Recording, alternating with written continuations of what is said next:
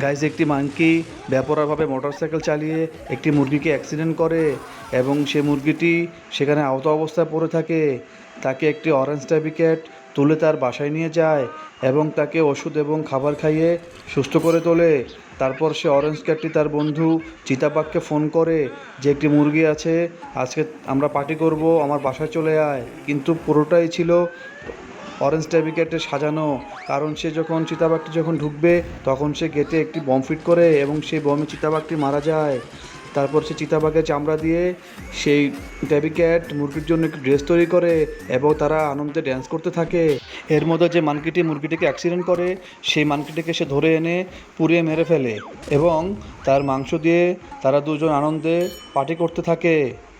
এতদিনে অরেঞ্জ টেবি ক্যাটটি মুরগিকে পছন্দ করে ফেলে, তাই তার জন্য ফুল নিয়ে যখন বাসা যায় তখন সে গিয়ে দেখে মুরগি তার ছেলে বয়ফ্রেন্ড নিয়ে রুমের মধ্যে শুয়ে আছে। এই দেখে অরেঞ্জ টেবি ক্যাট তাদেরকে বোম মেরে উড়ে দেয় এবং দুজনকে বারবিকিউ করে মদের সাথে সে খেয়ে নেয় এবং খুব কান্না করতে থাকে।